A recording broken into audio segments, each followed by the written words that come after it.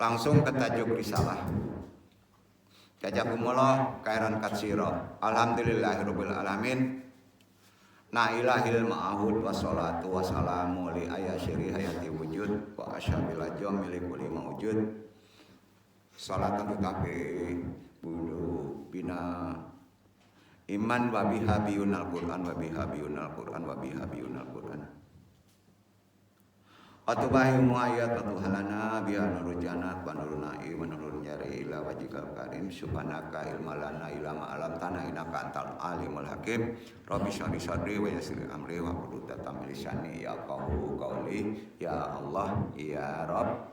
Lapangkanlah untukku dadaku, mudahkanlah untukku urasanku, ruaikanlah simpul pengikat lisanku baik pentaklim mau yang ditalimi agar mereka bisa memahami tajuk taklim ini dan Allah meridai. Alhamdulillahirabbil alamin. Wa bihi nasta'inuhu ala umuri dunya wa din wa sholatu wa salamu ala isyrafil anbiya wal mursalin wa ala alihi wa sahbihi ajmain. Amma ba'du. Hadirin semuanya yang hadir mau langsung mau tidak hadir rahimakumullah. Tajuk talim kita sudah jelas yang kita bahas di bab 5 ini terkait kalau diisi Sirul Asror ini kita sudah masuk bab 3 ya. Bab 3 itu pembahasannya al-fasil taliti hadra al-rajul illa adna darajatin. Artinya penurunan manusia ke peringkat yang paling rendah. Ya, tingkat awal kita itu di tingkat ruh, di tingkat ruh itu berada di tingkat surga, kemudian diturunkan ke alam dunia. Itu yang kita bahas. Sedikit kita bahas di bab 4-nya al-fasilil rabi'u ilmu wal tahsin al-ruhi. Ya, ilmu dan peningkatan ruhani pada kehidupan alam paling rendah dunia. Ada ilmu dan harus meningkatkan ruhani. Itu runut di bab 3 dan 4 pada kitab Sirul Asror. Ya.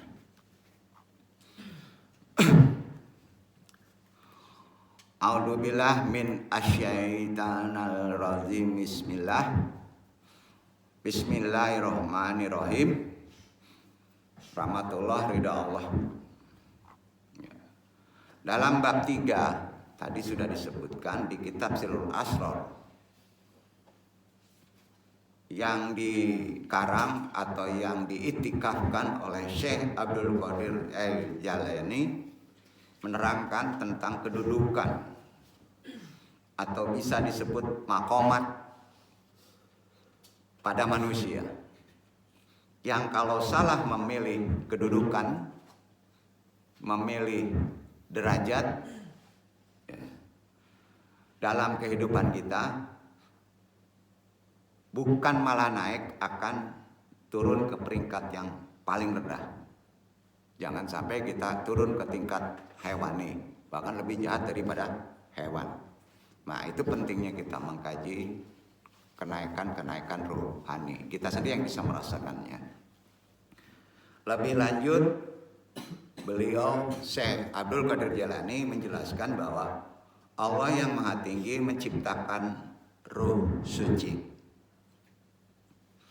Ruh suci itu disebut Abaruhi Nur Jauharul Muhammadi. Itu sering kita sebut, kita kirim Fatihah. Ya. Abaruhi Nur Jauharul Muhammadi. Artinya Bapak Ruh Nur Hakikat Muhammad. Jadi induk ruh kita adalah Nur Hakikat Muhammad. Itu yang kita beri Fatihah selawat. Ya, tiap kita melakukan perjalanan rohani kita kirim itu dulu. Ya kan? Sebagai ciptaan yang paling sempurna tentunya. Yang pertama diciptakan di dalam alam wujud mutlak bagi zatnya itu. Kemudian Allah berkehendak mengantarkan dari induk tadi, ciptaan tadi, kepada alam rendah.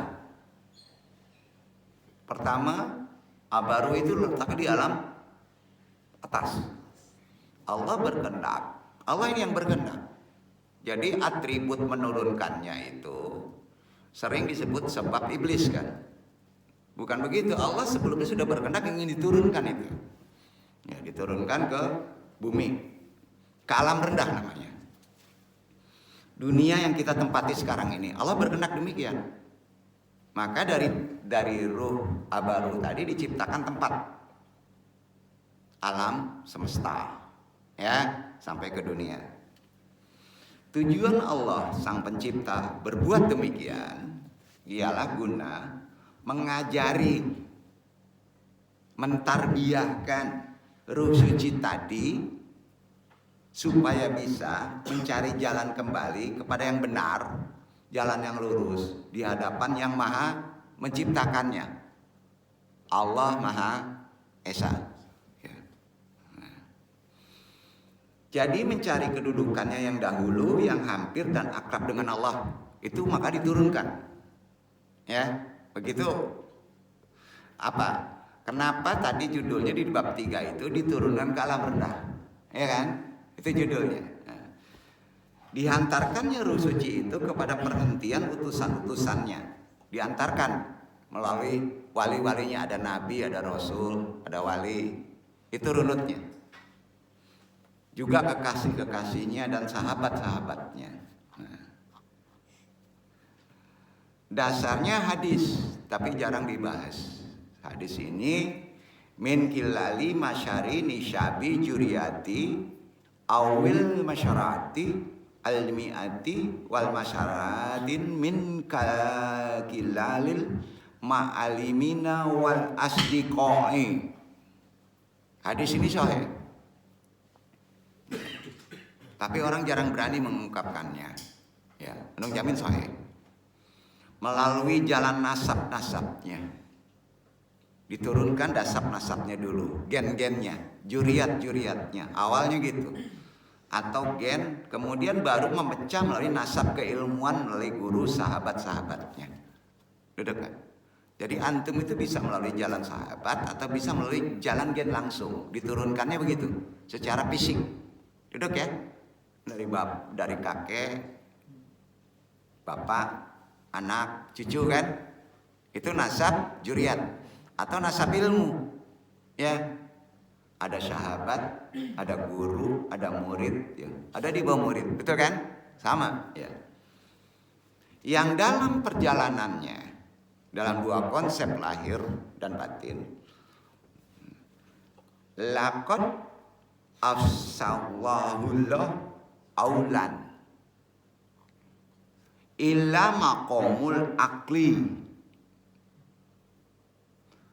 musabbibanan lil wahadati.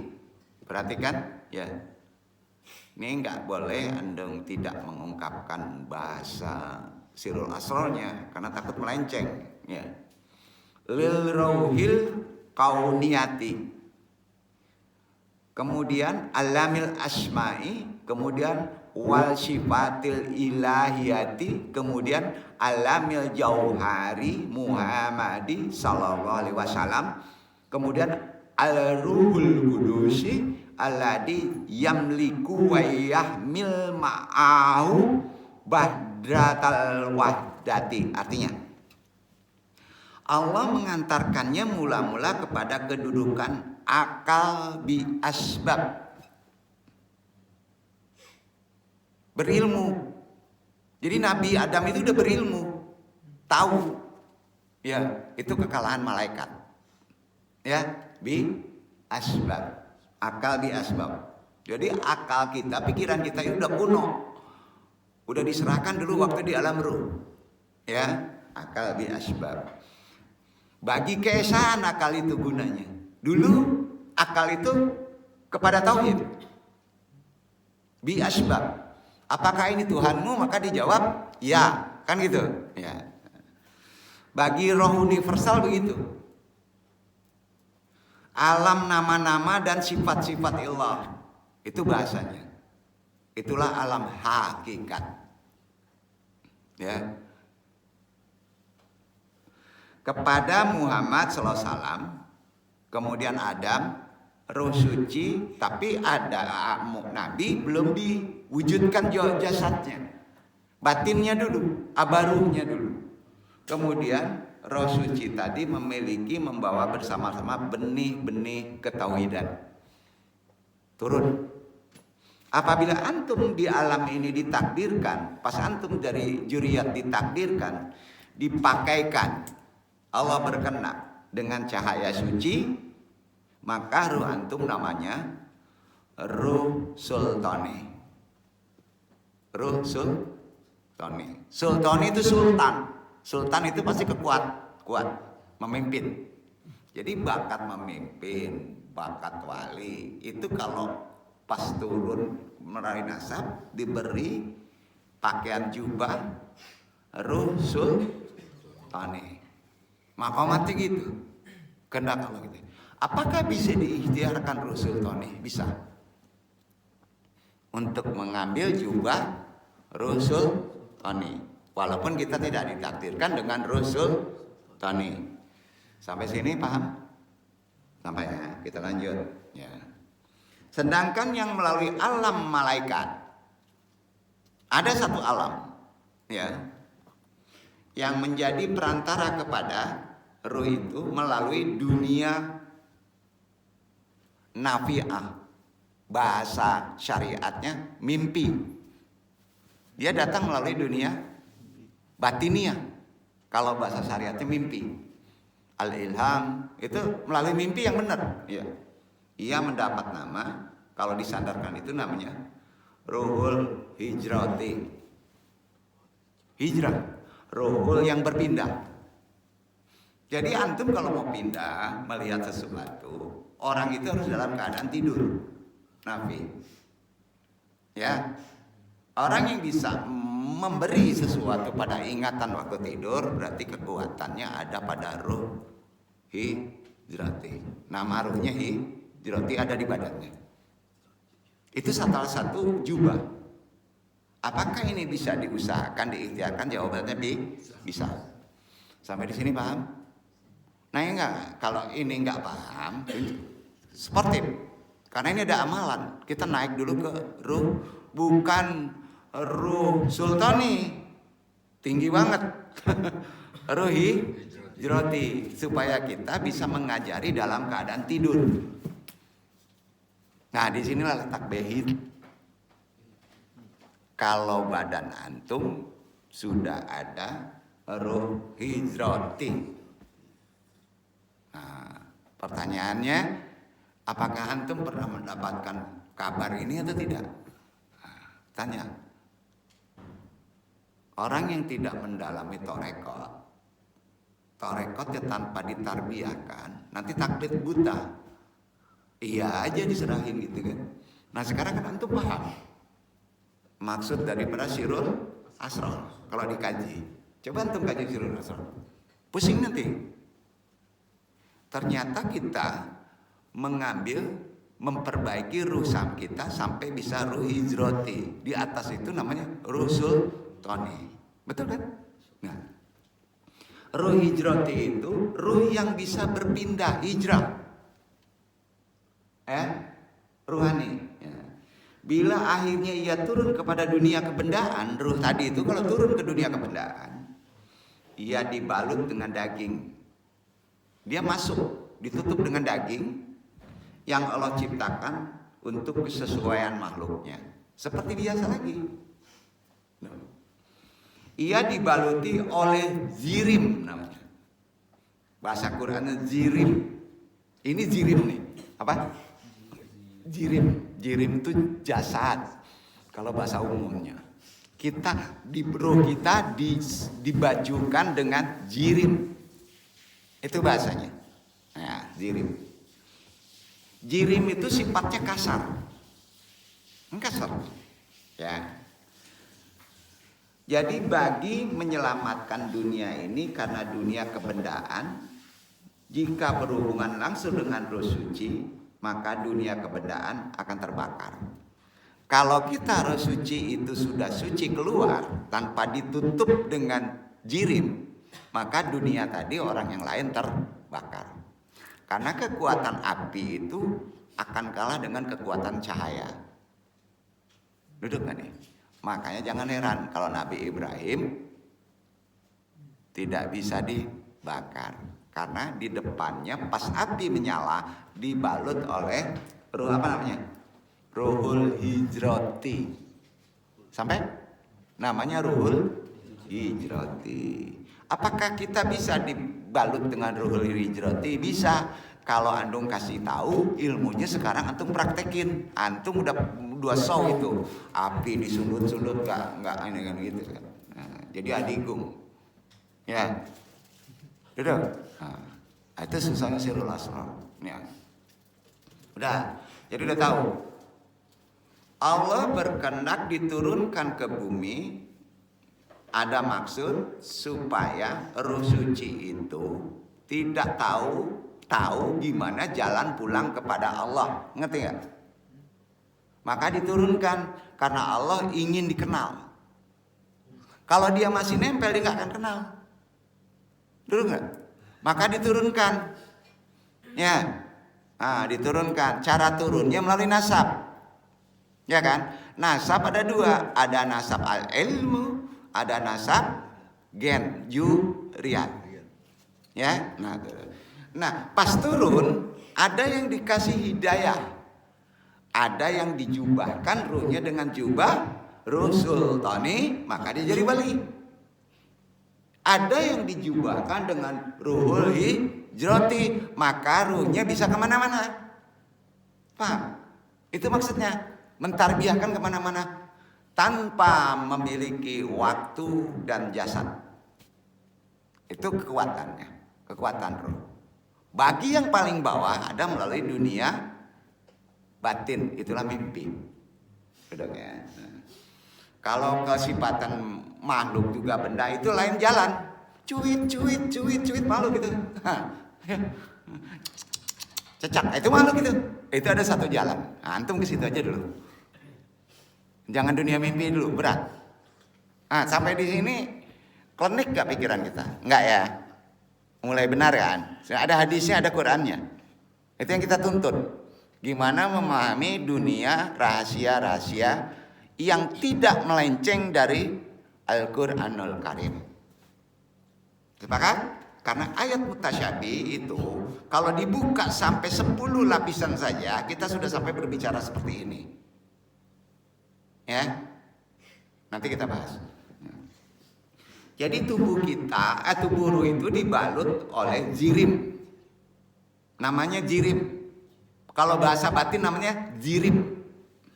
Sifatnya kasar, guna bisa menyelamatkan supaya ruh cahaya itu tidak membakar tubuh yang kasar lainnya. Duduk. Maka dunia kebendaan bisa terbakar. Nah, bisa menjadi abu. Dalam hubungannya dengan dunia, ini ia dikenali sebagai kehidupan ruh manusia. Itulah yang disebut ruh yang dibalut jirim. Itu kalau sudah dibalut jirim namanya berubah, arwah. Apa namanya? Arwah. Bukan ruhul quds lagi, terkurung dengan jirim, namanya arwah. Mulai menangis dia, ya, maka dia mencari jalan pulang, kan gitu. Arwah. Jadi tujuan roh suci diantar di tempat ciptaan yang paling rendah di atas dunia ini, ia supaya bisa mencari jalan kembali kepada kedudukannya yang asalnya sangat tinggi. Karenanya makom persinggahan awal ketika ia masih di dalam bentuk berdaging dan bertulang ini, makom awalnya adalah akal asli. Tadi disebut, ya. Ia memang sudah sepatutnya datang ke alam benda ruh itu, yang kasar ini, dan dengan melalui hatinya yang berada di dalam mayat. Ya, ini perlu ditangkap dengan benar. Hati itu hidup, berada di dalam mayat. Jadi jirim itu kalau tanpa ruh namanya mayat. Betul kan? Namanya mayat. Ya. Kalau ruh hilang namanya mayat. Ya. Nah pertanyaannya, kalau kita tidur, yang digenggam apanya? Sama Allah. Jiwanya. Ruhnya pergi. Ya. Namanya suri. Apa? Suri dalam keadaan tenang. Itu adiknya mati. Adiknya mati. Itu ada di Quran. Ya. Jadi disitulah sebetulnya ilmu dimasukkan. Nah, jadi sudah sepatutnya datang ke alam benda yang kasar ini ruh itu melalui hati yang berada di dalam mayat ini. Ini akan bisa menanamkan benih ketauhidan. Bahasa orang lama kesatuan. Dan menumbuhkan pokok keesaan ketauhidan di dalam dunia ini. Itu maksudnya. Maka tauhid itu dominan. Ya.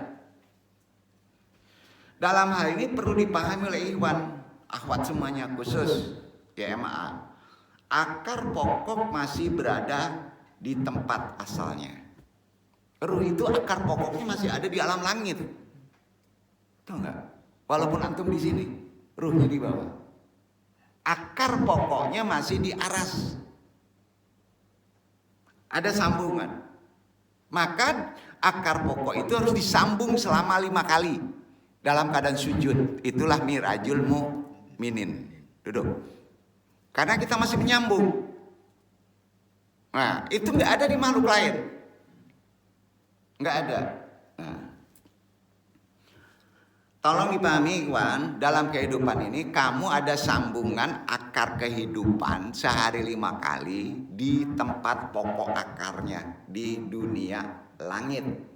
Makanya diwajibkan sholat di waktu sujud. Berarti antum memberi makan ruh. Karena makan kan melalui akar. Iktibarnya gitu kan. Maka orang yang tidak sujud, udah lihat aja. Nanti yang masuknya makannya bukan ke atas, haiwani nabati. Maka disebut ruh haiwani, ruh nabati. Pas dia dihisap, baru berubah jadi wowo. Ada di Quran. Ada. Karena yang dimakannya bukan berdasarkan ruh dari atas. Sampai di sini Pak, udah mulai pusing. Begitu penciptaan.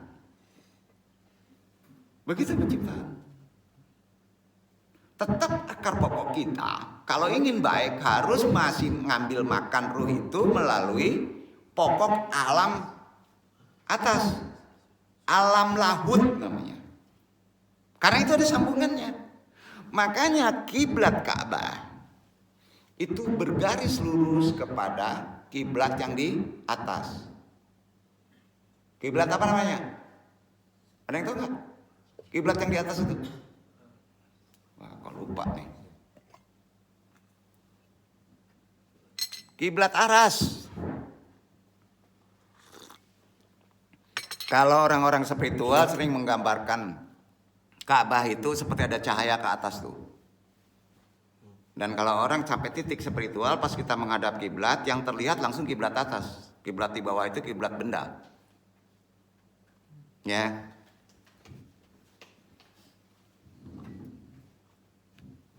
Baitul Makmur, bukan Baitul Maqdis. Itu manasak. Baitul Makmur, lurus Ka'bah. Ya, itu akarnya. Untuk ruh semua. Makanya kita menghadap ke, nggak mungkin lah kita menghadap begini sholat, nggak bisa, iya kan? Gimana menunduk pun, iya. Karena kita jisim. Nah,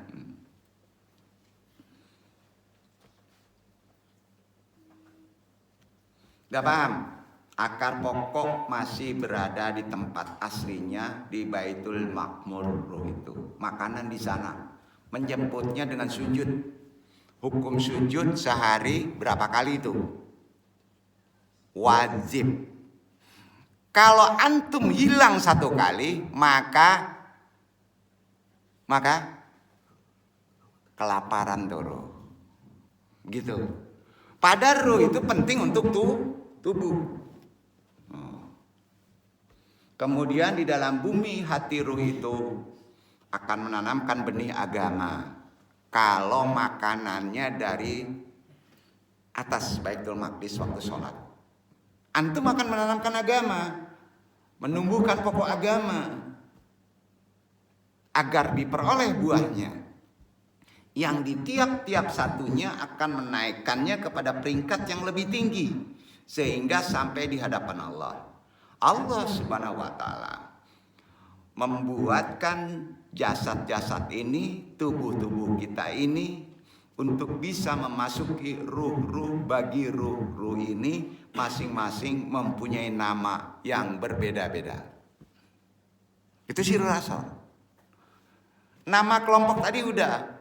Ada orang yang diberi nama jubah induknya ada ruh sultani, tinggi banget. Ada di bawah itu ruh hijrati. Nah, skala pribadi secara jirim arwah antum bernama dan masing-masing berbeda-beda. Ada yang sudah diberitahu, ada yang belum. Ya, berapa orang yang sudah tahu? Pak Al udah ya. Alhamdulillah. Itu nggak boleh keluar. Jadi spesifik nama zahir ada, nama ruh ada. Nah, ini dunia sekarang ada yang bocorin. Sekarang ada bocorin lagi. Ribut-ribut lah orang. Sandaran dalilnya ada. Ya. Tuh. Sekarang tanya, ada yang tahu nama ruhnya? Enggak kan? Nah. Tahu saya ruh sultani katanya. Wah, jubahnya hebat banget nih jadi wali Allah. Wah, tahu nama ruh hijrati. Bisa nggak transfer mimpi? Gitu kan? Kira-kira gitu. Ya.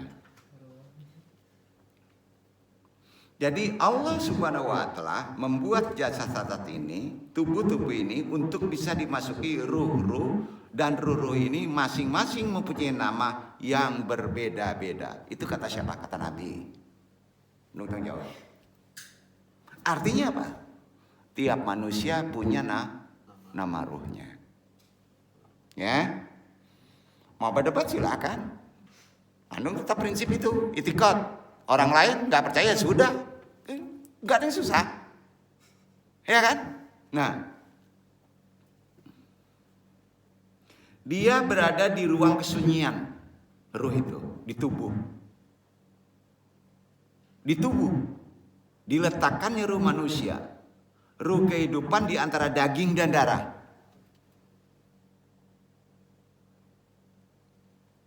Letaknya di mana?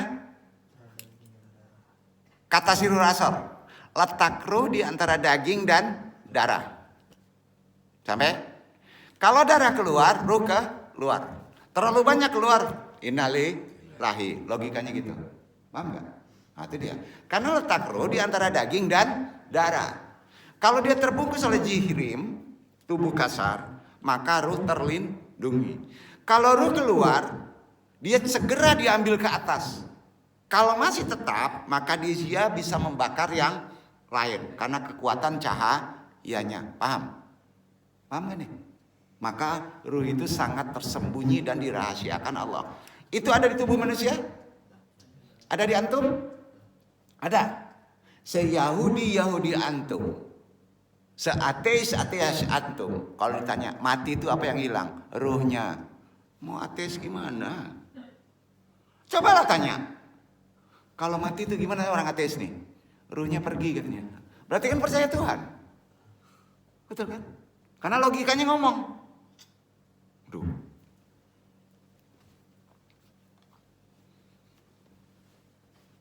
Jadi jelas di sini kita udah tahu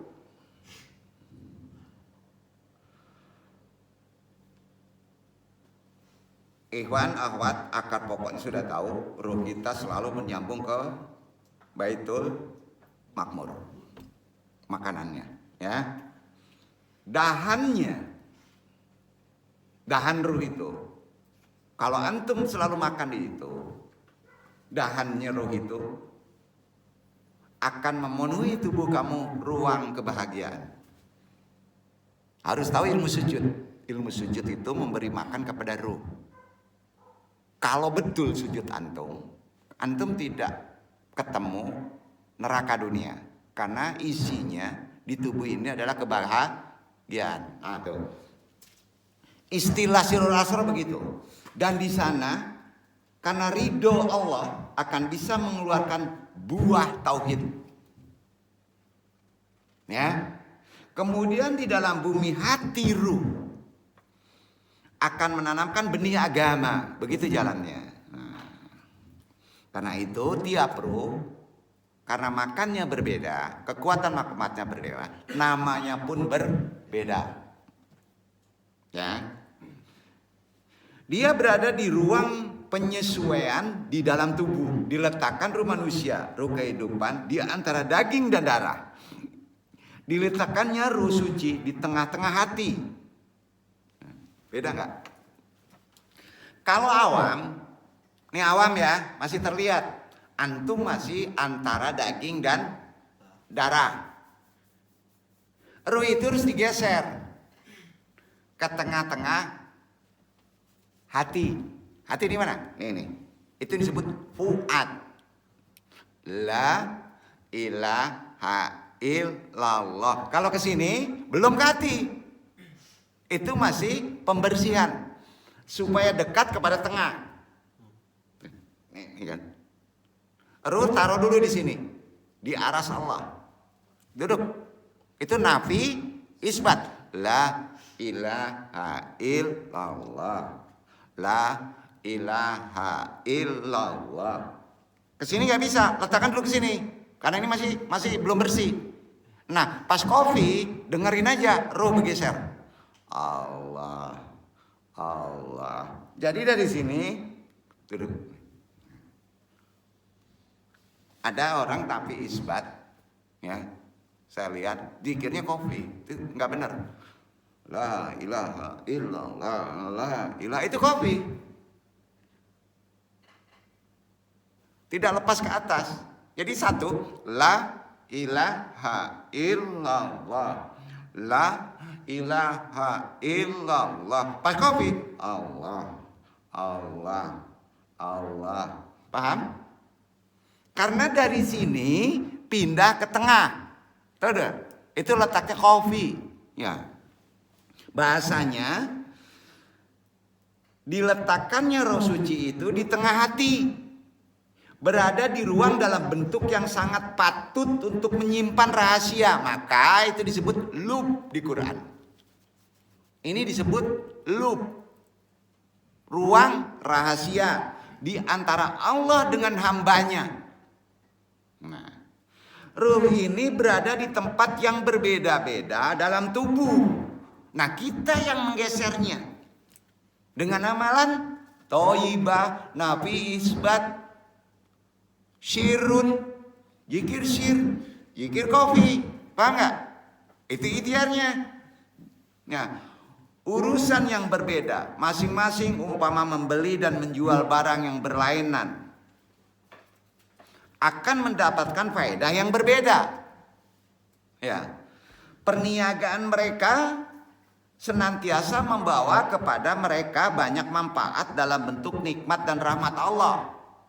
Jadi iktibar dari surat ini, halo, ini mulai susah nih. Ini iktibar.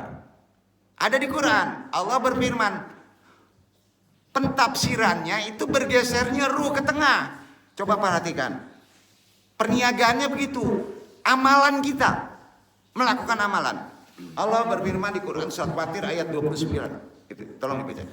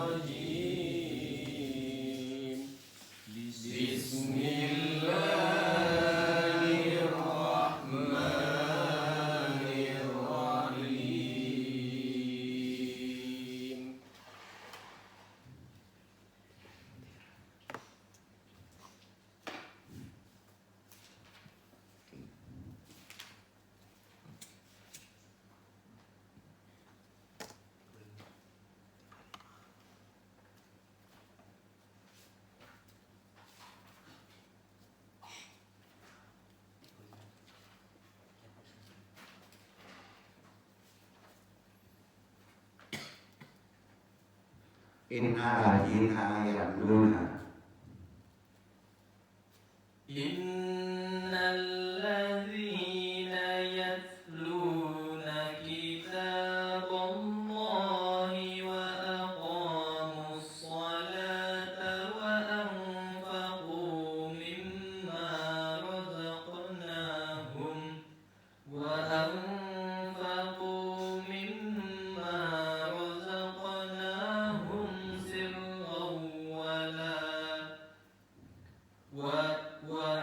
وعلانية يرجون تجارة لن تبور.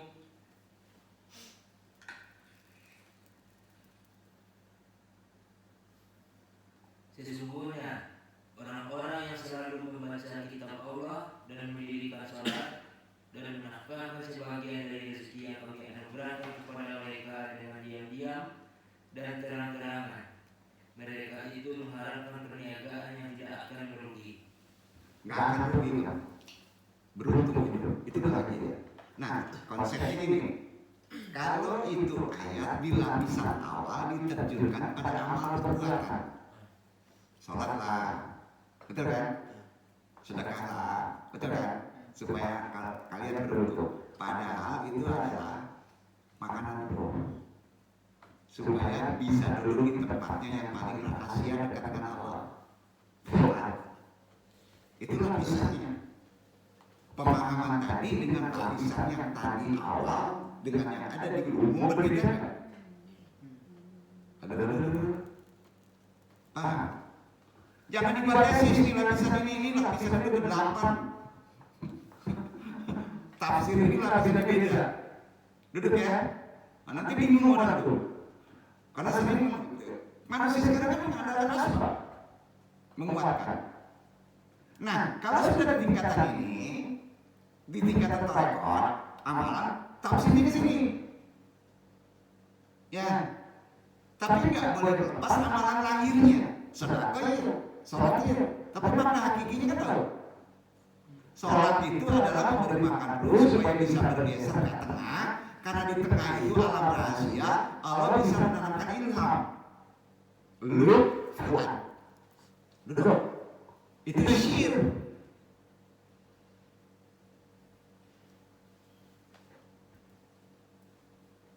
Jadi sudah layak bagi manusia yang kehidupan sekarang mengetahui urusannya di alam yang wujud ini. Alam kewujudan dirinya sendiri dan memahami tujuan kehidupan, tujuan perintah sholat. Ruh itu ciptaan, ruh juga perlu makan. Betul kan? Sama dengan badan. Masa ruh dikasih makan, percikan? Ya kacau lah, nggak makanannya. Sholat, sujud beneran. Duduk kan? Zikir, ingat Allah, itu makanannya.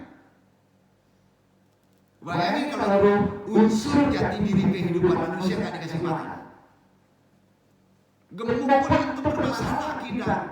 Itikad tertutup. Sepakat.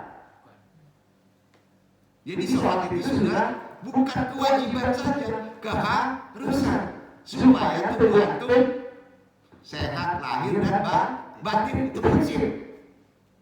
Dan tertinggi dari zikir adalah sujud di sholat. Jadi kalau kita belajar zikir supaya kita bisa sujud dengan benar. Ya. Makanya sujud, akal yang sering mengganggu itu dikubur di tangan, nempel. Betul kan? Maka itu bisa pindah aja dalam konsep Tuhan. Sebelum melanjutkan ada pertanyaan. Satu sisi kita sudah bisa membahas seorang mufasir mentafsirkan Quran dengan lapisan yang berbeda. Fatir ayat 29 itu sudah keren tuh menafsirkan seperti itu. Antum dunia aja. Iya kan? Nah.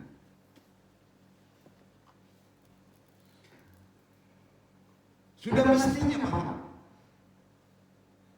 Harus paham bahwa dia tidak boleh mengganti apa yang telah ditetapkan untuknya dan digantungkan di lehernya. Sudah begitu, udah digantung ketetapannya di leher antum begitu. Bahwa kepala antum sehari 5 kali harus sujud.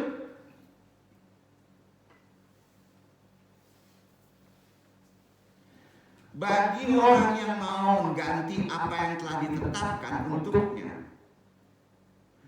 kalau hanya terikat dengan cita-cita dunia ini, Allah menerima.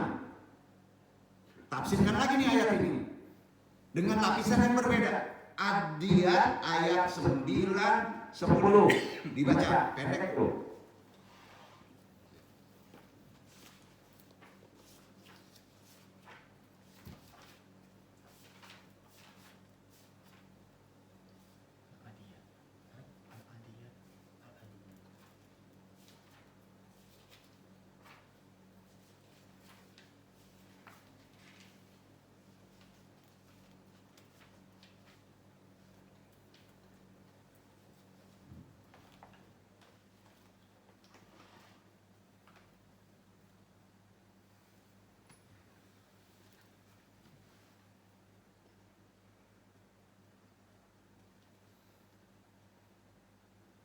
أفلا يعلم إذا بعثر ما في القبور وحصل ما في الصدور.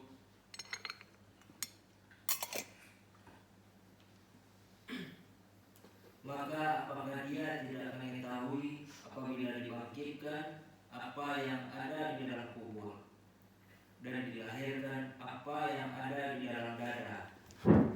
Nih, antum masih hidup. Antum harus tahu pas dibangkitkan di alam kubur itu gimana.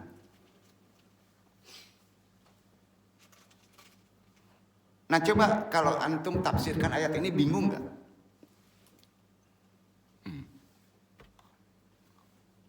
Dikuatkan dulu firmannya ya. Ini bergandengan dengan Al-Isra. Naik. Ayat 13 baca. Coba baca. Catat ayat-ayat itu supaya kita bisa ngamalinnya ngerti gitu. Dan itu akan terasa pada zikir sama. Ya.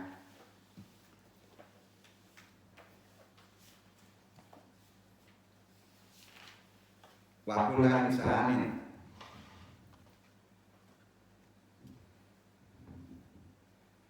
wa kullu insanin alzamnahu ta'irahu fi 'unuqihi wa nukhriju lahu yawmal qiyamati kitaban yalqahu manshura.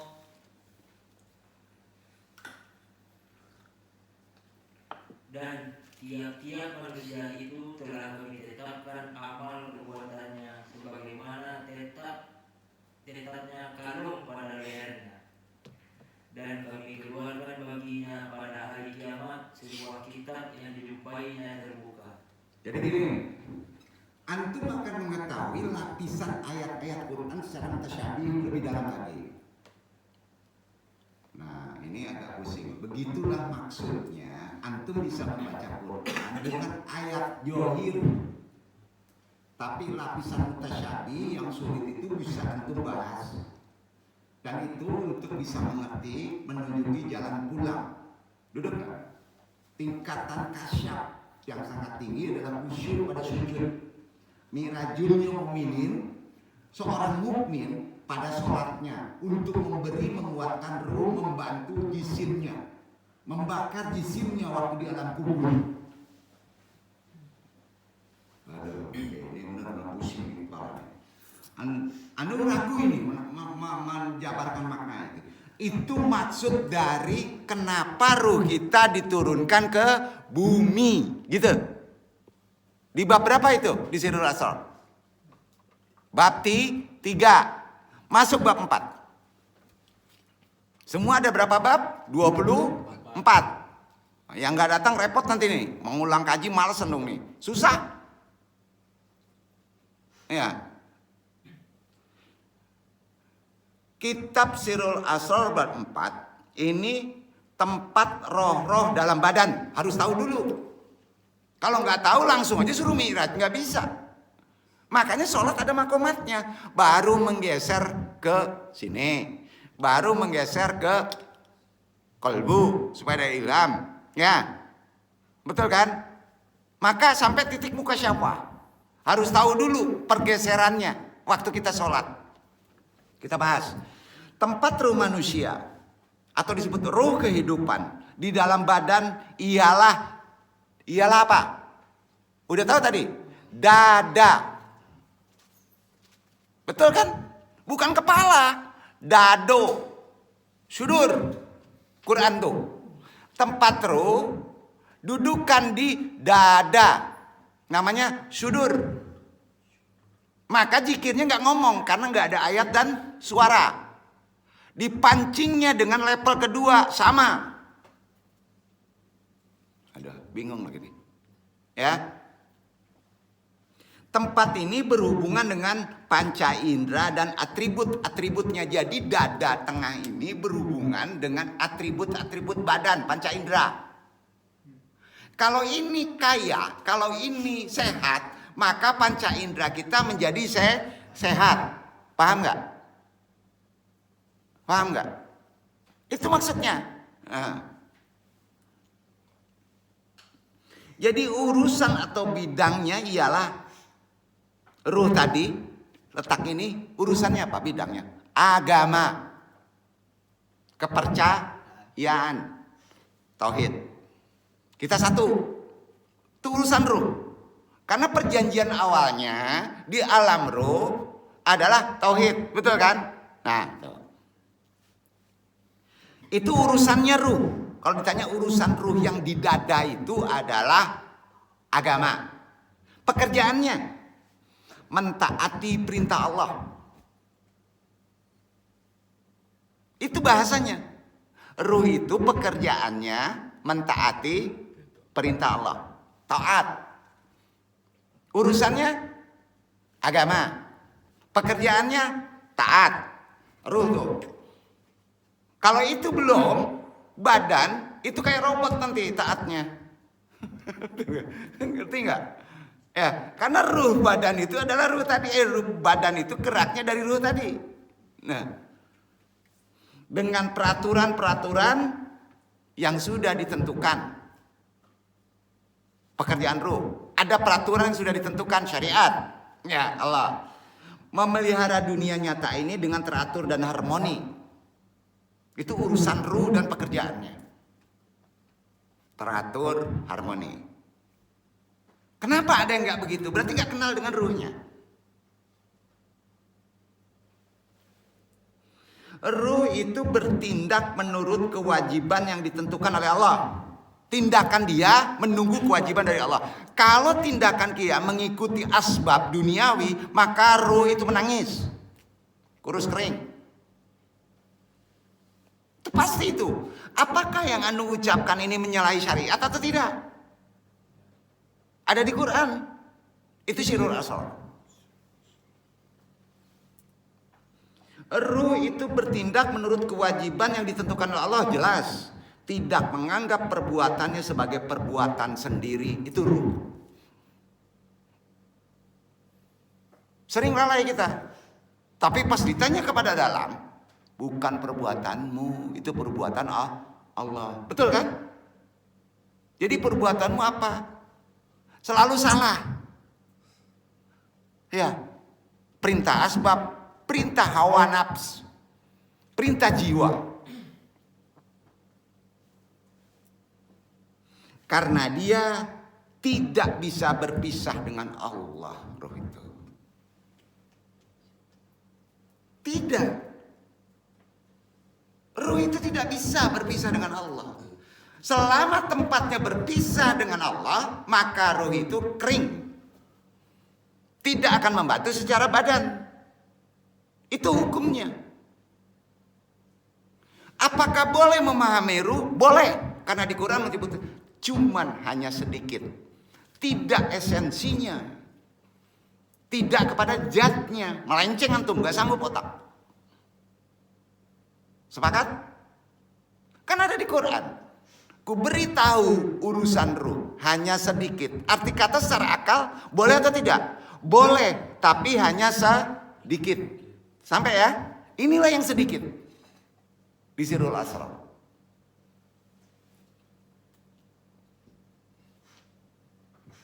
Jadi jelas sifat ruh tidak bisa berpisah dengan Allah.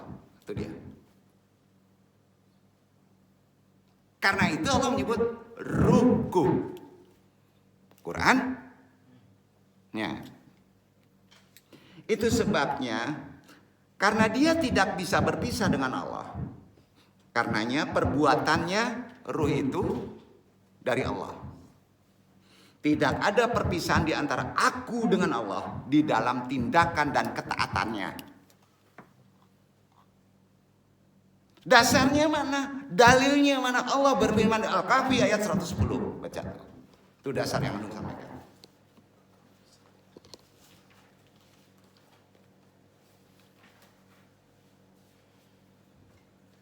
Qul innama anna basyarum.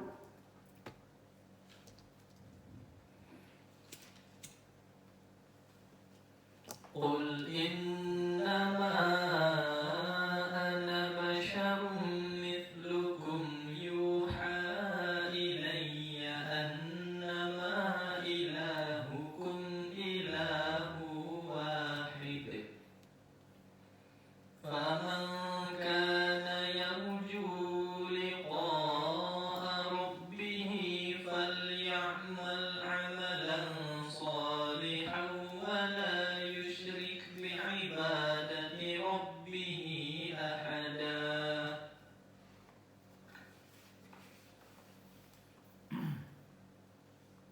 Katakanlah, sesungguhnya aku ini hanya seorang manusia seperti kamu, yang diwahyukan kepadaku bahwa sesungguhnya Tuhan kamu itu adalah Tuhan yang esa. Barang siapa mengharap perjumpaan dengan Tuhannya, maka hendaklah ia mengerjakan amal yang saleh dan janganlah ia mempersekutukan seorang pun dalam beribadat kepada Tuhannya.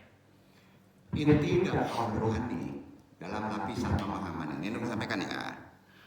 Tadi disebut ruh tidak berpisah dengan penciptanya. Tidak bisa. Betul? Selama masih di antara daging dan darah, geser ke tempatnya. Paham gak nih? Supaya dekat dengan aras Allah. Aras Allah letak di atas sini. Kemudian lari ke kopi. Lu di situ letak rahasia antara dirinya, al-ilham. Itu amalannya jelas, ya. Jelas kan? Bereskan kepala abaha yang sering ngaco, betul kan? Bereskan bagian bawah dengan puasa, syariat, banyak tuh, betul kan? Nah, sudah itu letakkan yang paling di tubuh ini, ya, geser kepada aras Allah. Sini, nafi isbat. Ingin mendapatkan petunjuk yang benar secara ruhi, qafi, tanamkan di Allah, tidak bersuara. Karena itu rahasia asir. Sampai di sini zikir antum sudah full. Paham? Ini itikad. Dan ini tidak melenceng dari firman-Nya. Coba perhatikan. Ya. Nabi itu orang biasa, menganggapnya gitu. Sesungguhnya aku ini hanya seorang manusia sama seperti kamu, tapi dia diwahyukan karena ruhnya induk,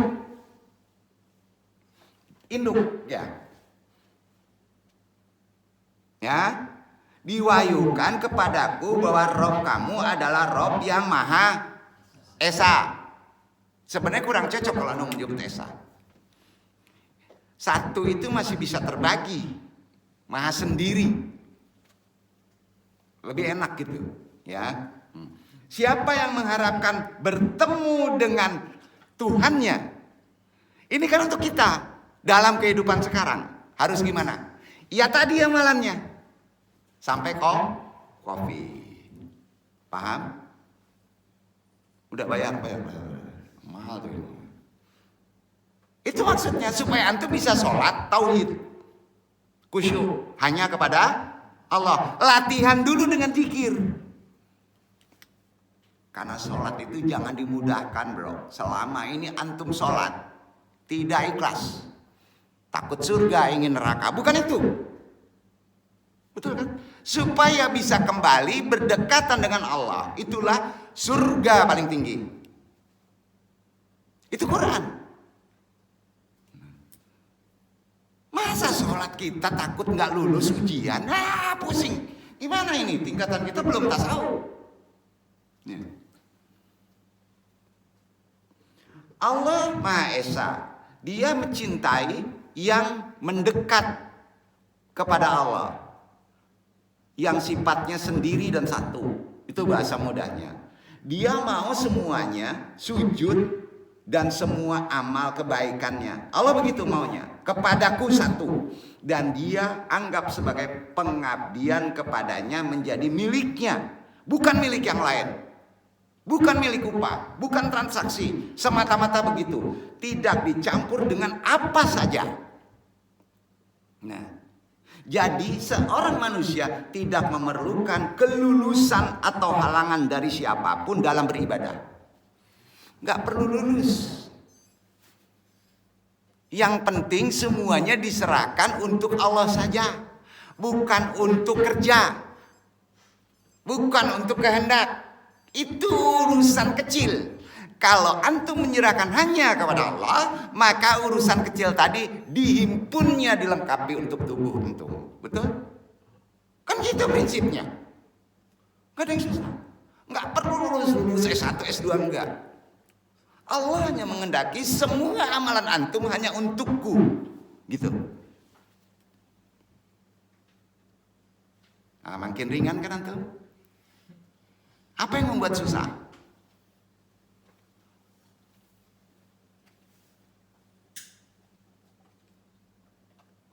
Di dalam pengabdiannya kepada Rabbnya harus begitu. Untukku. Juga amalannya bukan untuk kepentingan duniawi, bahasa syariatnya semuanya semata-mata karena Allah, Quran. Betul kan?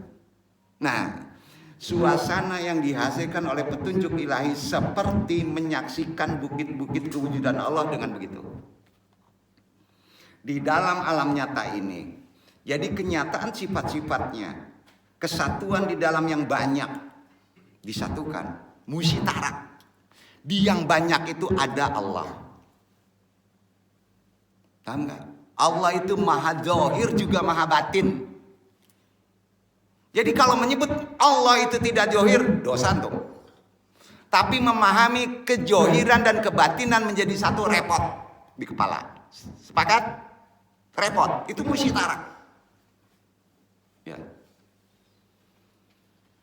Jadi kenyataan sifat-sifatnya, kesatuan di dalam yang banyak, hakikat di balik yang nyata, semuanya adalah ganjaran bagi amal kebaikan yang benar secara tauhid dan ketaatannya tanpa mementingkan diri sendiri. Namun semuanya itu pada penaklukan alam benda dalam kehidupan antum. Bisa nggak antum menaklukkan alam benda? Dari bumi yang di bawah telapak kaki kita hingga pada langit-langit masih ada alam benda. Termasuk di dalam penaklukan alam dunia ini. Langit juga masih termasuk penaklukan alam benda. Karena kalau antum berpikir surga pasti jirim. Al-Qudsiyatu allati tanshahu min kilalil insani mathalan tasrihu jasa dan biduni juruhan. Pelan-pelan ya. Auraqdu bil qausi dunaan yarahul wasita. Awal masyi alal ma'i au tajarani fil hawai au masyi bisyuratin au syama'il aswat maruyati syawari min amakina biidatin. Awal kodratu ala dalika kiraatul afkar al kafiati wa kamu kafaat Allah al-amal al-salihati yu'atal qadui dan fil akhirati misal jannati wal qadam pendamping wal malikati pendamping wal labani labud sir lub wal asali wal kamri wa khairiha wa kullu hada min ajli tamatu bil darajati derajat antum ulla minal jannatil ad. Surga itu udah ada di dunia. Diartikan kan nih? Bingung kan? Artikan. Sirul Asr. Bagian bab keempat. Kekeramatan yang muncul melalui seseorang. Kekaromaan yang ada pada seseorang. Misal, bedah tubuh tanpa luka. Menjalankan benda tanpa terlihat perantaranya. Nggak mungkin benda itu keris, hantu belau, tetek bengek, tubuh datang ke tempat tanpa ada yang mengantarnya. Nggak mungkin. Tapi ada yang bisa. Berjalan di atas air. Terbang di udara. Berjalan dengan cepat. Mendengar suara. Dan melihat gambaran dari tempat yang jauh. Bisa membaca pikiran yang tersembunyi. Sebagai ganjaran terhadap amal baik antum yang dekat dengan Allah. Juga diberikan besok di akhirat. Itulah gak perlu dipikirkan. Kalau sudah dekat dengan Allah, antum akan diberi bonus di akhirat. Namanya surga tertinggi. Duduk. Kalau antum masih minta upah, antum gak ngerti jalan. Betul kan? Nah, di surga nanti juga diberi antum kekaramahan. Surga. Kodam-kodam. Pendamping-pendamping antum diberi. Bidadari, susu, madu, arak dan lain-lain. Di sana beda. Nggak sama di sini. Ya, semuanya itu merupakan nikmat surga tingkat pertama. Dan itu tidak nanti dunia. Makanya jangan heran kalau seorang wali Allah itu senyum-senyum aja. Kebahagiaan tidak bisa dilihat dengan materi. Berjalanlah mendekat kepada Allah. Pada tubuh antum. Man arrafa nafsahu faqad arrafa rabbahu. Itu bukan hadis sebetulnya, tapi betul kata-kata dari langit itu. Tidak melenceng dari firman. Gak mungkin deh kamu kenal Tuhannya kalau tidak tahu atribut tubuh. Jadi tempat ruhul hijrati, ruh yang berpindah atau ruh peralihan ialah di dalam qalbu, di dalam hati. Itu yang bisa berpindah. Kalau sudah duduk, antum gak perlu duit. Nonton Mekah, nonton Jakarta, gampang aja. Mau? Bayar. Mahal ilmunya ya.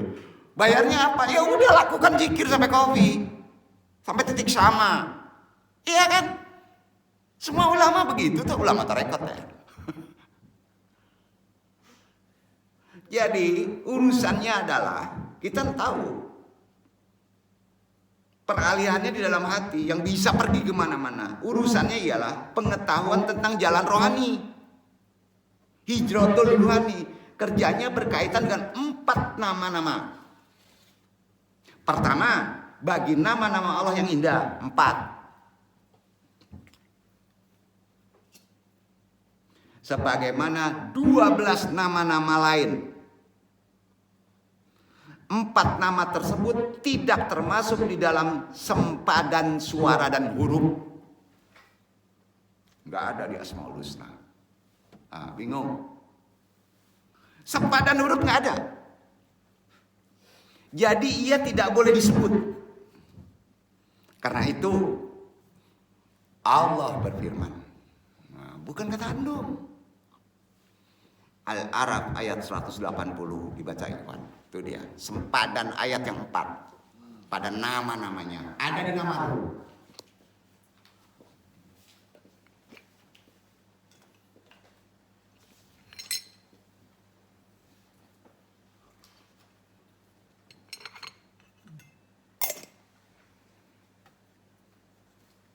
Walillahil asmaul husna fad'uhu biha wa dharul ladzina yulhiduna fi asma'i sayujzawna ma kanu ya'malun.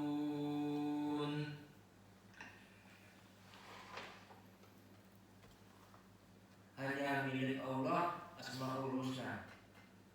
Maka bermohonlah kepadanya dengan menyebut Asmaul Husna itu, dan tinggalkanlah orang-orang yang menyimpang dari kebenaran dalam menyebut nama-namanya. Nanti mereka akan mendapat balasan terhadap apa yang telah mereka kerjakan. Pertanyaannya, lapisan nama itu, tiap lapisan nama itu ada lapisannya. Yang antum tahu lapisan itu diartikan dengan apa? Asbab. Maha besar Allah besar. Maha hidup Allah hidup. Betul. Maha jahil Allah jahil. Enggak jauh, enggak kelihatan. Maha batin Allah batin. Betul. Gitu.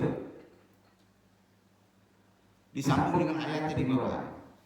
Enggak mungkin Allah membaca. Berarti tinggalkanlah orang-orang yang menyalahartikan nama-namanya. Kenapa disambung?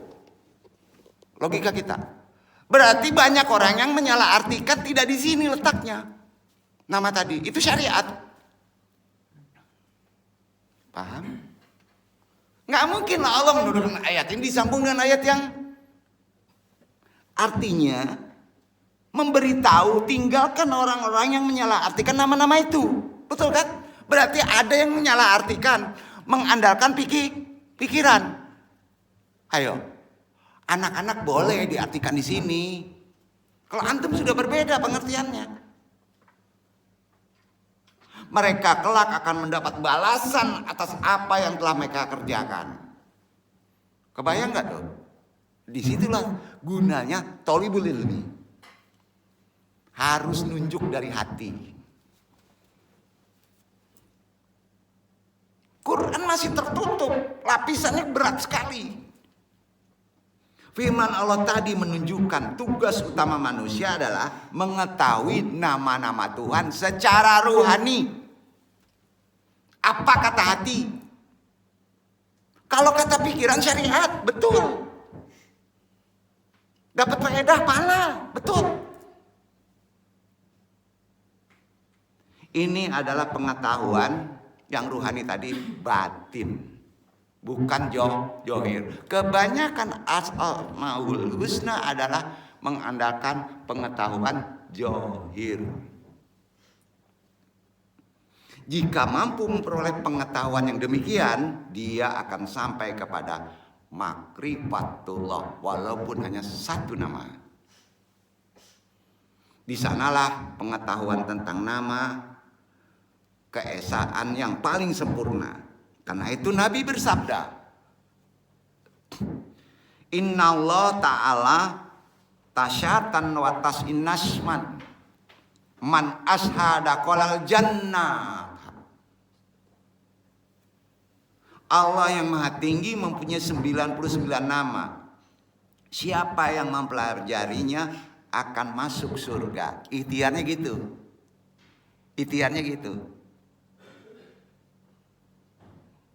Al-usul nama Allah. Pecahannya Al-Asmaul Husna 99. Di Al-usul ada Zatiyah, Huwa, Sir, belum tentu.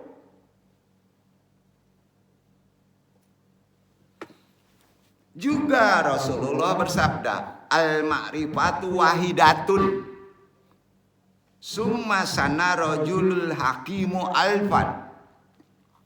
Pengetahuan adalah satu, Ma'rifat, pengetahuan Allah itu cuma satu. Kemudian orang arif dijadikannya 1000. Karena kebanyakan orang berpikir secara asbab. Betul kan? Nggak apa-apa. Kalau makomatnya masih asbab, masih filsafat, masih pikiran. Sampai dia bisa menggesernya kepada kopi. Jadi ini bermakna nama kepunyaan zat hanya satu.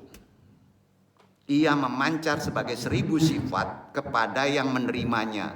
Jadi ada 12 nama ilahi berada dalam lingkungan sumber pengakuan tauhid. Ada 12. Mulai dibuka itulah la ilaha illallah, menyimpulkan dari 99 menjadi 12 makna la ilaha illallah. Betul nggak? 12 itu.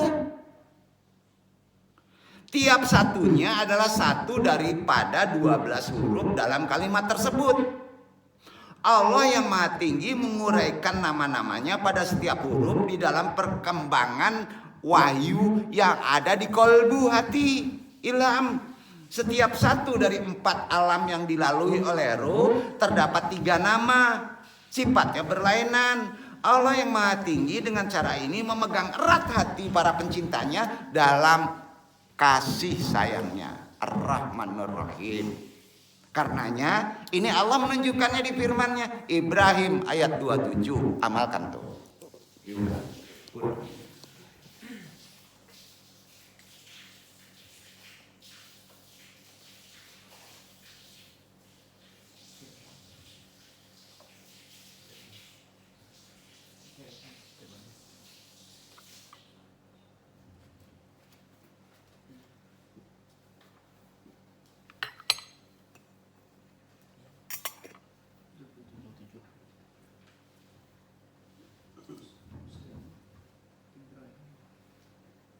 يثبت الله الذين آمنوا بالقول الثابت في الحياة الدنيا وفي الآخرة ويضل الله الظالمين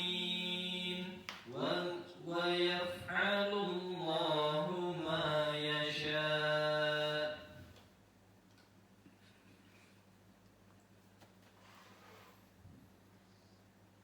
Allah meneguhkan iman orang-orang yang beriman dengan ucapan yang teguh itu dalam kehidupan di dunia dan di akhirat. Dan Allah menyesatkan orang-orang yang zalim dan memperbuat apa yang Dia kehendaki. Gak bisa kita menyebut nama Allah.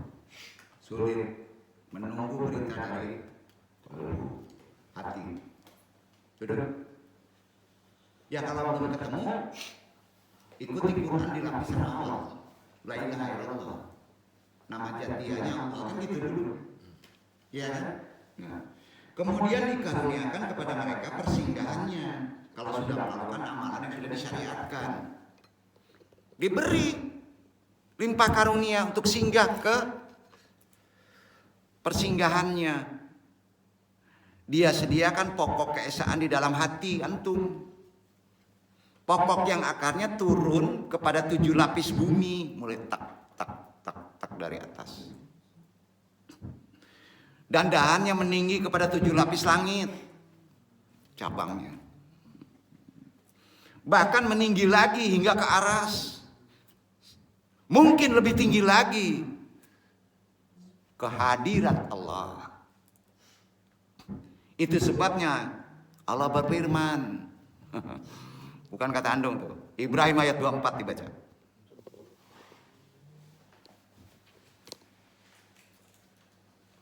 Alam tara kaifa daraballahu mathalan kalimatan thayyibatan kashajaratin thayyibatin asluha thabitu wa far'uha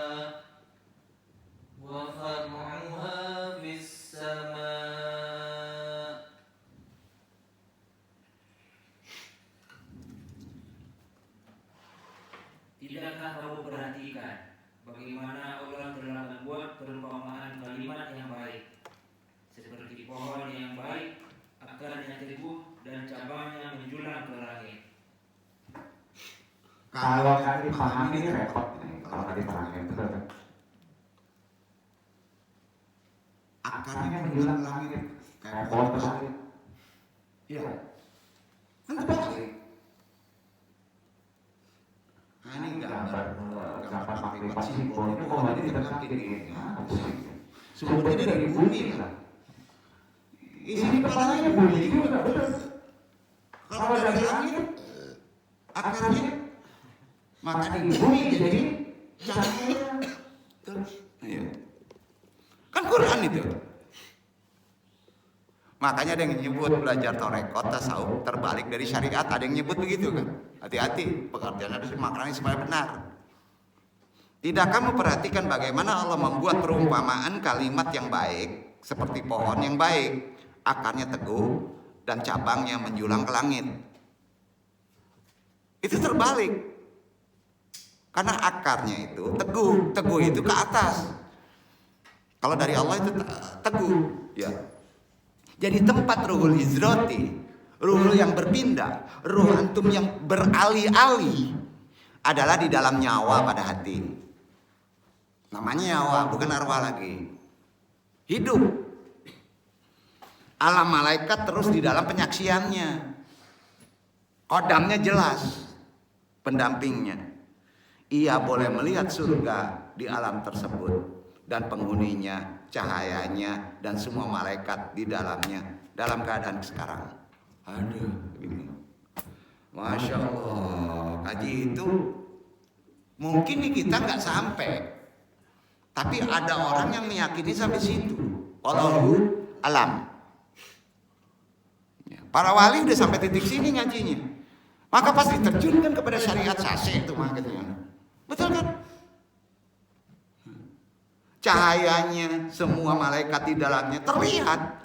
Kalam ruh peralihan adalah bahasa batin jelas, tanpa huruf, tanpa suara, tanpa huruf, tanpa suara. Perhatiannya langsung menyentuh soal-soal rahasia-rahasia pada sesuatu yang tersembunyi, tempatnya di akhirat. Apabila kembali ia ke surga naim pada awal percintaan, surga naim taman kegembiraan karunia Allah. Sedangkan tempat ruh sultani, masuk ruh sultani, naik ke atas. Di mana ia memerintah adalah di tengah-tengah hati, jantung kepada hati, jantung kepada hati. Urusan ruh ini adalah makrifat penuh sempurna kepada Allah. Ruh sultani kerjanya adalah mengetahui semua pengetahuan ketuhanan yang menjadi perantaraan bagi semua ibadah yang sebenar-benarnya diucapkan dalam bahasa hati. Karena itu Nabi Muhammad SAW bersabda, al-ilmu yatakawanu min juz'ain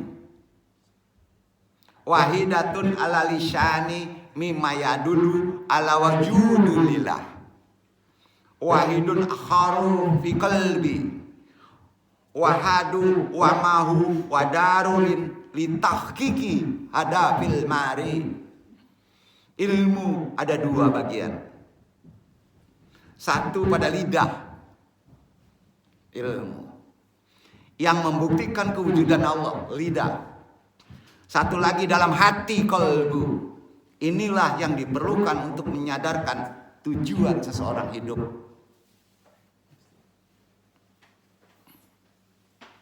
Jadi ilmu yang ada di hati, tujuannya apa? Tujuannya apa? Menyadarkan tujuan kamu hidup. Ilmu yang di lidah mengakui keesaan Allah. Dia. Itu sebabnya ilmu yang sebenar-benarnya bermanfaat berada dalam jawab kegiatan hati, bukan kegiatan akal. Kegiatan hati. Ilmu yang sebenar-benar hidup berada pada kegiatan qalbu. bukan pada akal. Sirrul asrar. Karena Nabi bersabda,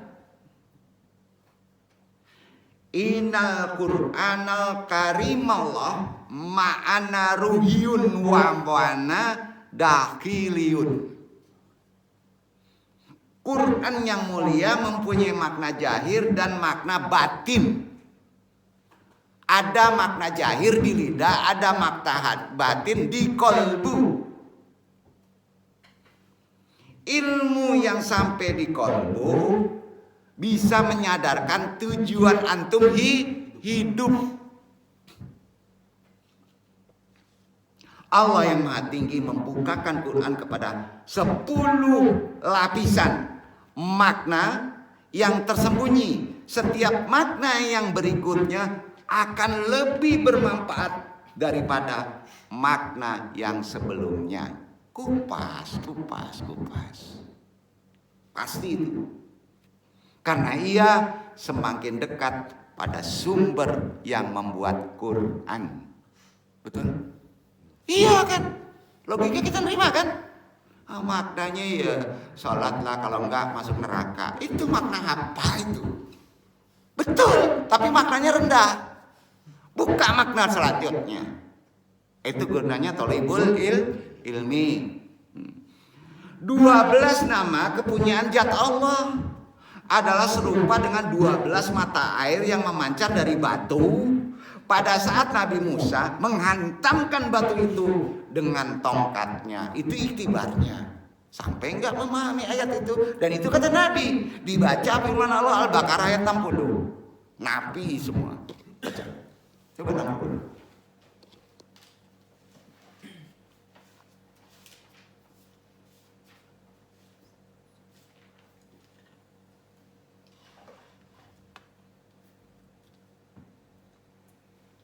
وَإِذِ اسْتَسْقَى مُوسَى لِقَوْمِهِ فَقُلْنَا اضْرِب بِّعَصَاكَ الْحَجَرَ فَانفَجَرَتْ مِنْهُ 12 عَيْنًا قَدْ عَلِمَ كُلُّ أُنَاسٍ مَّشْرَبَهُمْ كُلُوا وَاشْرَبُوا مِن رِّزْقِ اللَّهِ وَلَا تَعْثَوْا فِي الْأَرْضِ مُفْسِدِينَ.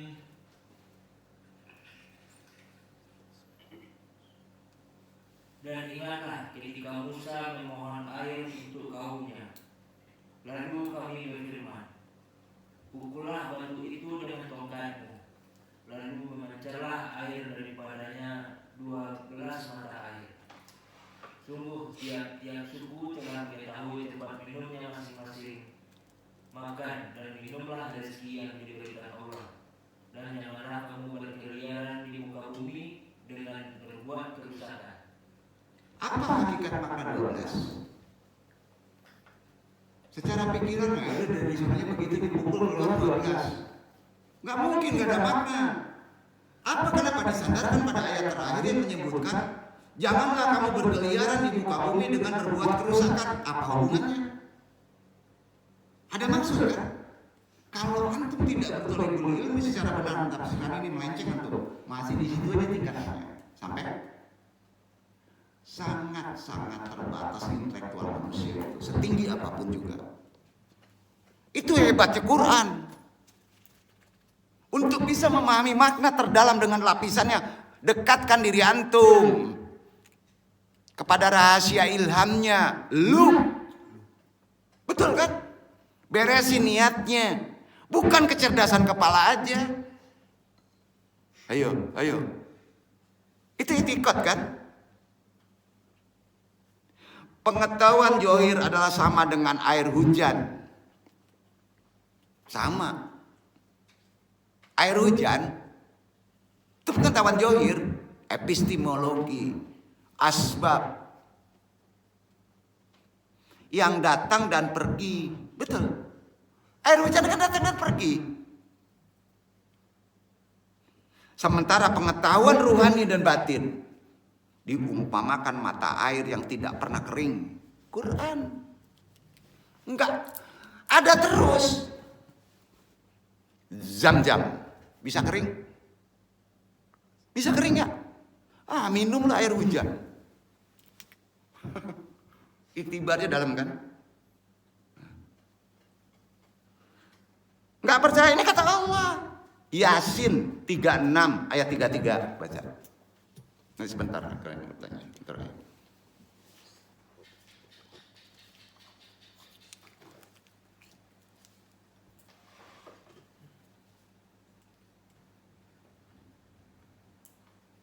Wa ayatul lahumul ardul maitah ahyaynaha wa akhrajna minha habban faminhu ya'kulun.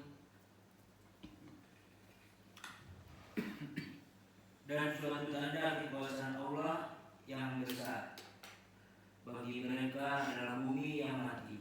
Kami hidupkan bumi itu dan kami keluarkan daripadanya biji-bijian, maka daripadanya mereka makan. Ya. Maka kan keluar secara said. Siram air, tanam biji. Kan gitu. Iya, enggak begitu maknanya harus langsung. Lapisannya beda. Lapisan tadi penjelasannya. Quran juga yang menjawabnya. Allah jadikan satu bijian, sebiji benih di langit. Benih itu menjadi kekuatan pada diri manusia. Dijadikannya juga sebiji benih dalam alam ruh. Namanya alam al-anfus. Alam nufus. Napas. Satu biji hidup berkembang terus menjadi sumber kekuatan, termasuk makanan ruh kalau antum menarik dari atas. Allah. Bijian itu ditanam dengan air dari sumber hikmah. Tepat saat bertanya kepada Nabi bersabda dari Tuhan. Man amda arba'in yauman fil ikhlas wal tuhuri tadafaqat hikmatin min qalbi illa lisanihi. Jika seorang menghabiskan 40 hari saja, dihabiskan 40 hari dalam keikhlasan, dalam kesucian, terus berwudu, ikhlas terus 40 hari, maka akan mendapatkan sumber hikmah yang memancar dari hatinya pada lidahnya. Paham? Itu hebatnya ilham. 40 hari. Hadis ini sahih, banyak perawi. Nikmat bagi ruh sultani itu begitu. Ucapan wali itu dari kalbunya. Kelejatan, kecintaan yang dinikmatinya dengan menyaksikan kenyataan, keelokan, kesempurnaan, kemurahan Allah yang maha tinggi. Karena Allah berfirman di An-Najm ayat 5, 6, 7, 8, 9, 10, 11 dibaca pendek, bro. An-Najm.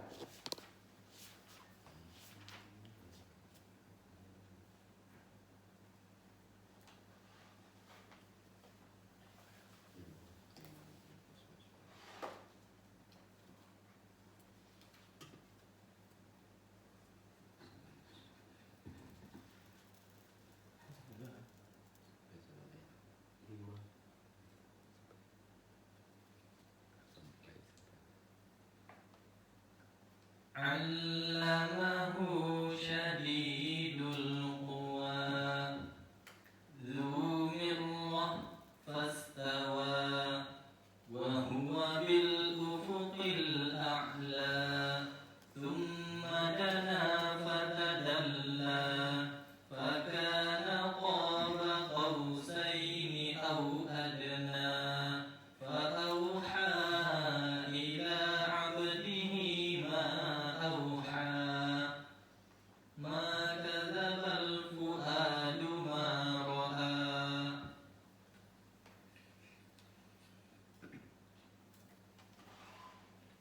yang diajarkan kepadanya oleh Jibril yang sangat kuat, yang mempunyai akal yang cerdas, dan Jibril itu menampakkan diri dengan rupa yang asli, sedang dia berada di ufuk yang tinggi. Kemudian dia mendekat, lalu bertambah dekat lagi. Maka jadilah dia dekat pada Muhammad sejarak 2 ujung busur panah atau lebih dekat lagi. Lalu dia menyampaikan kepada hambanya Muhammad apa yang telah Allah wahyukan. Artinya tidak mendustakan apa yang telah dilihatnya. Itu kepada siapa? Jibril? Abaru. Karena Jibril imamnya para malaikat. Pada antum ada malaikat? Ada kodam? Tiap manusia ada malaikatnya. Iya, bukan Jibril yang datang ke antum. Halo? Betul. Yang ditugaskan kepada antum masing-masing manusia ada malaikatnya kan? Ada di Quran kan? Itu yang menunjukkan ruh antum kan? Nabi ya nabi, antum ya antum. Kalau ibarat malaikat nggak Jibril, kalau Jibril masuk ke antum jebol antum. Gimana ini? Tapi pikiran kita keterima nggak? Pada manusia ada jinnya, ada malaikatnya di kiri dan di kanan, betul? Itu yang menunjukkan kepada ilham.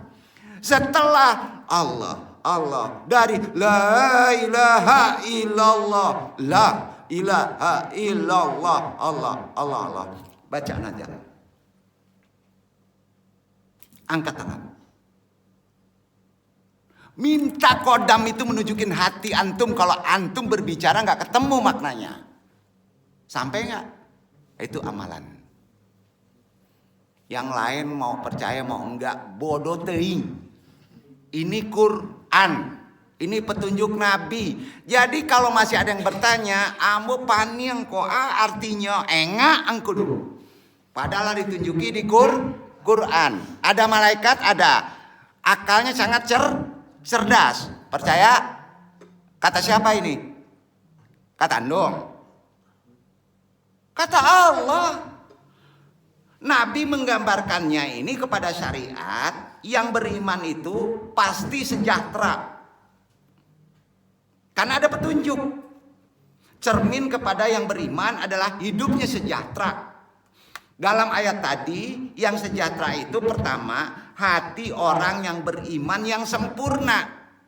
Sudah sampai di kolbunya. Sementara yang sejahtera kedua ialah memancar pada hati orang yang beriman itu tidak lain dari Allah yang maha tinggi sendiri.